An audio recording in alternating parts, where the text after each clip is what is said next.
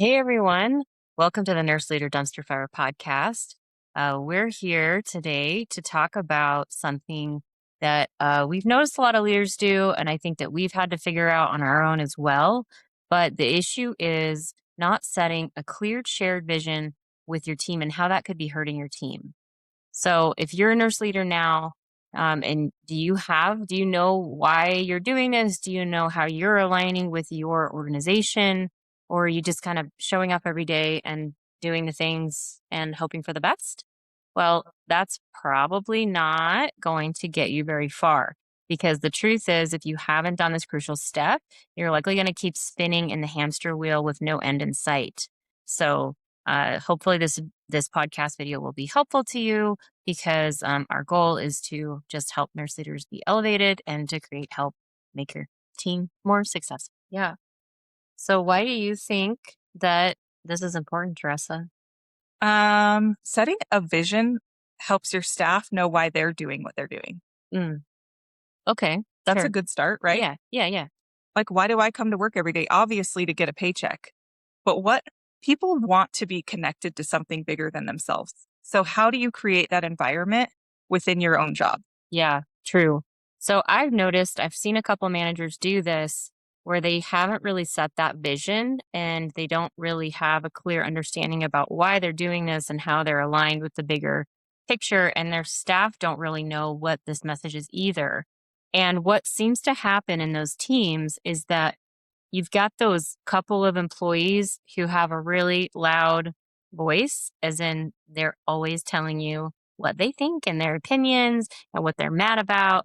And because if you're not setting that leadership tone, that person will become your leadership tone.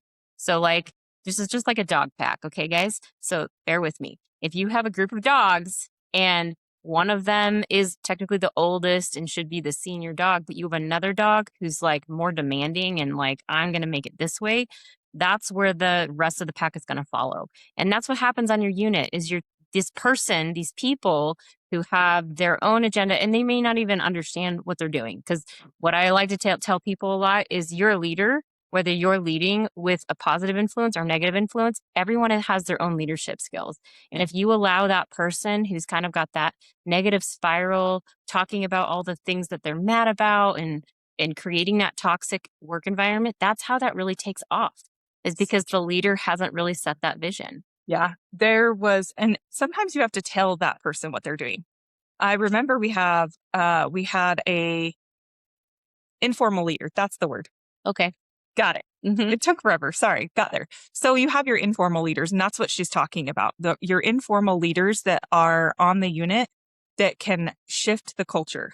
So not just you as the leader, but you have to take that and decide. So we had one guy who he sometimes has this like thing where he likes to just vent and talk about all the things he sees could be different and how things could be better. Mm-hmm.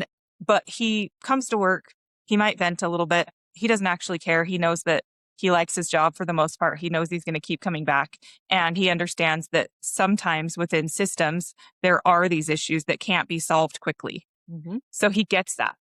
What he didn't know is when he was venting out loud to other people, they didn't understand that. They didn't have the same background as him and the same experiences as him.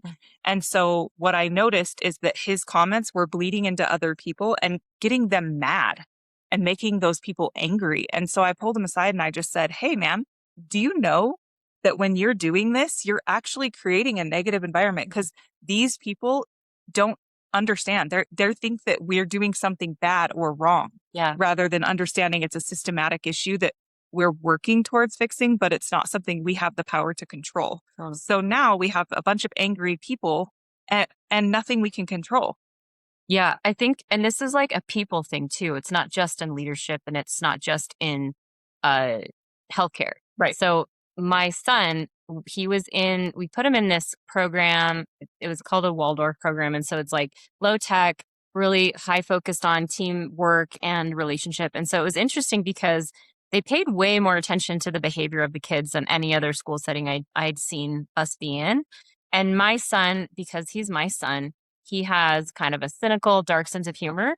And he leans into sort of like a little bit of like a depressive image, I guess. And so he was in like sixth grade, and he was the new kid in his school. These kids had been together for probably their whole lives. Like they start in a class and they stay in that class until they graduate basically. And the teacher called me up one day and she's like, "Hey, so your son is hanging out with these other kids and he's got sort of this like depressive vibe and like cynical, I don't know, maybe angry sort of energy going on. And it's kind of creating a negative impact on the kids around him." And she's like, "So your son, it's not like his identity. It's just like a thing he's doing." And she knew that. She's like, he can like play around with this like depressive imagery, Mhm. like this is kind of like a thing I'm trying out, but he pops back out of it and he stays positive and, it doesn't affect him like internally. But she was like, but the kids around him, it is affecting them and they're starting to have like these negative emotional responses. And it was super interesting. So, that just reminded me of that when you were talking about that, of how, just in group settings, if you're not careful, one person might be setting a tone for the group that you didn't intend. And so if you're the leader of that group, you need to be really aware of that dynamic. And maybe you can just like pull that person aside and say, "Hey, you're actually creating a negative dynamic on the unit." And maybe they didn't even realize it and they just need to like snap out of it.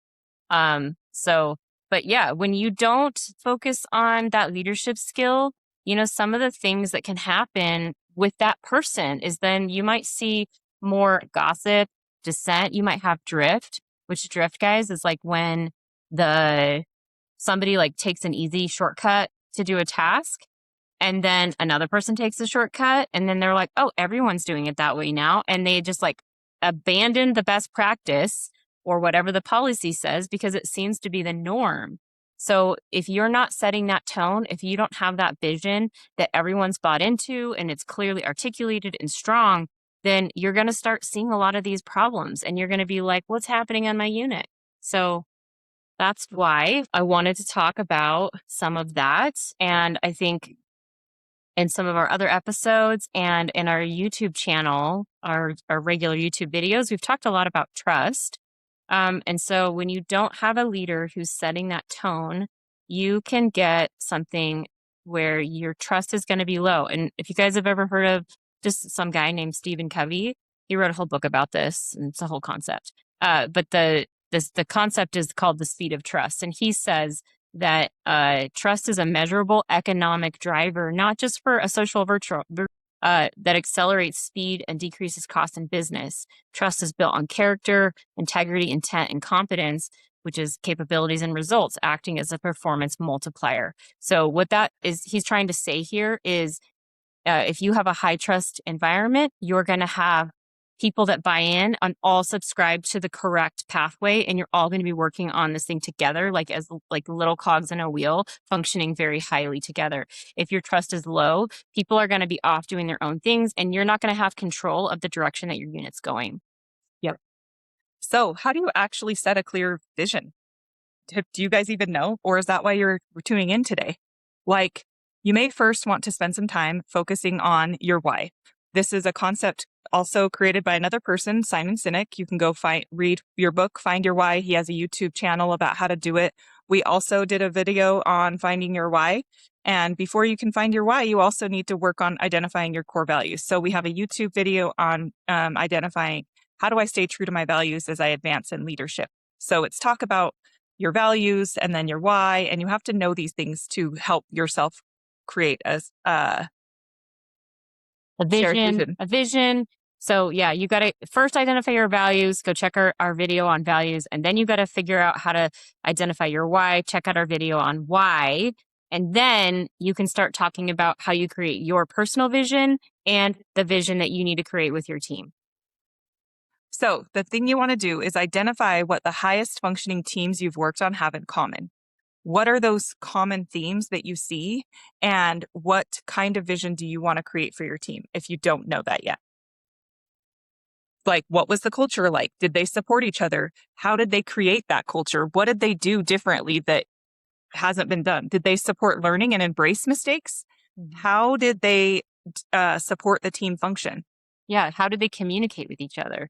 Is your team able to give feedback to each in a respectful and productive way? Or are they all being passive aggressive and talking about each other behind their back?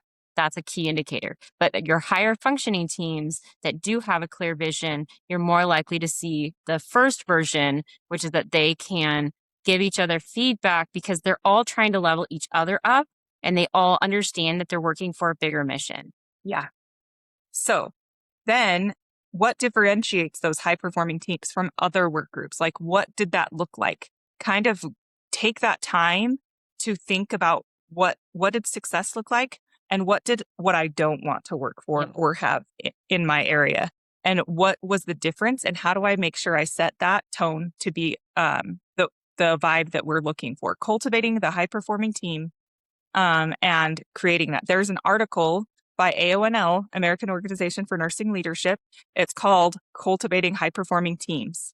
And you may want to check that out and get some more ideas on how to get that and tie it all together so you can work towards creating the team. And it needs to be a shared vision. So we're going to continue to explain how to get there. Yeah.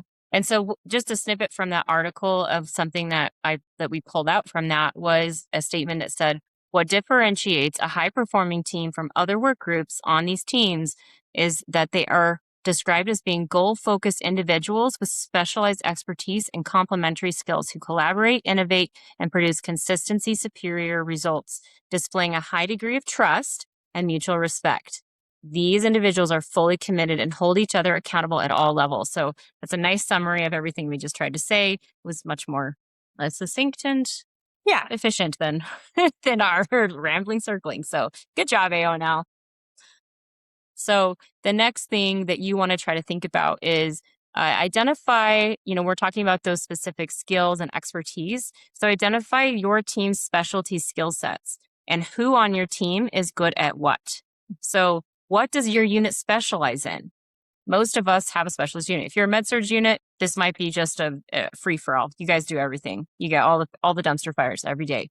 But at the same time, you still have a scope. You have a patient that, you're going to take a patient within these parameters. You're not going to take the patient who actually needs to go to the ICU or the patient who's crashing and crumping or actually should just go to a long-term care facility. Right. So you do have a scope. So what is that? Are you a labor and delivery unit? Are you a neurology unit? Do you work in an emergency department? What are those high risk, low volume skills that your team needs to be proficient in? It's also useful to look at what are your key performance indicators, your KPIs, that your facility and your unit are watching. If you're an inpatient unit, you're probably looking at things like CLABSIs and CAUTIs and pressure injuries. If you're an outpatient clinic, it might be turnaround time for patient visits. It might be lab response time. It might be patient satisfaction, vaccine rates. Mm-hmm. I mean, we've got falls going on everywhere. The list is endless, but know what those indicators are because this should all be part of your vision because your vision should help you address all of these pieces. Mm-hmm. And then make a list of all of those items that makes your unit and your organization unique and consider how that will align with the vision, how those things align with your personal vision and the vision of the organization. So you first have to kind of understand what is my personal vision, what is the specialty of the unit, and what is the organization's vision. Exactly.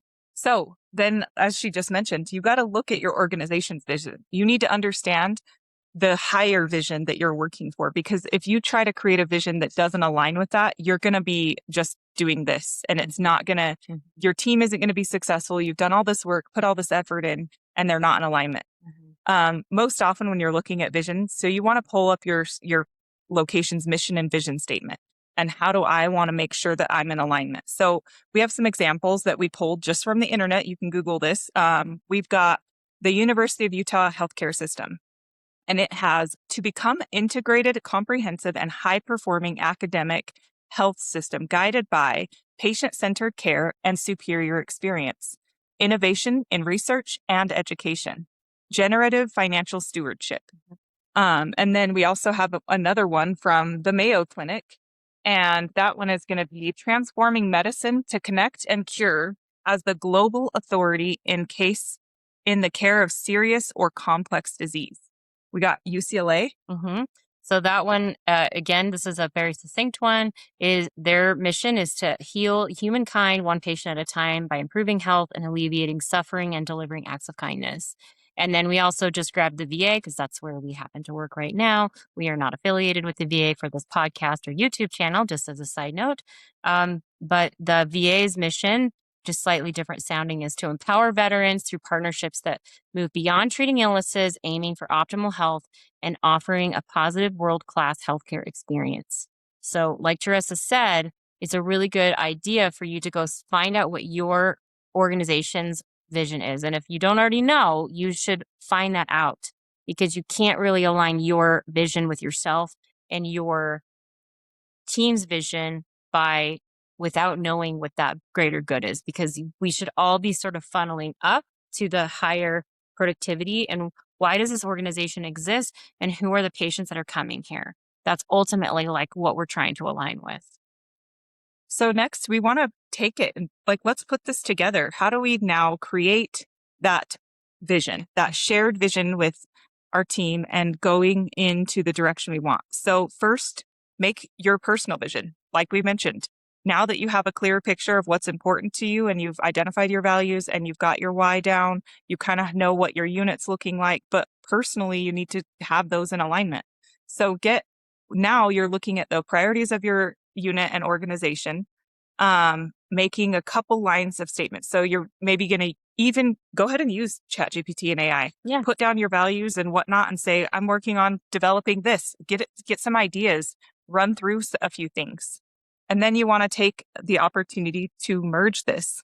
And how are you going to merge this and make it all together? Yeah. So this almost could be a video all by itself because it's really about how you strategically plan a meeting to address this. So if you're struggling with this, we also have a YouTube video about how to plan for a staff meeting, and that video will help you kind of prep for this. But you're going to need to plan a strategic planning meeting with your team. And you may have to do this over several meetings because the first meeting might just be explaining the goal and where you are with your personal vision and what the other vision is. And you may have to say, it might take a long time to explain all of those pieces. And then you might need another meeting where you say, okay, now we're going to have the unit come up with the shared values and their shared, the shared why so that you can start getting to where you formulate that. And then you might have to do a third meeting where you say, okay, we're going to pull this all together. We're going to look at our KPIs. We're going to look at all those pieces and we're going to actually start putting something down on paper. So that is another option for this. If you're worried about meetings and staffing and you have patient care and all these other things, and you're like, how the heck am I supposed to do this? Because that's a big concern for people. Like, let's be honest, staffing is a real problem almost all the time. Yes. And sick calls happen and people take days off and whatever, and they're allowed to, and we want to support that.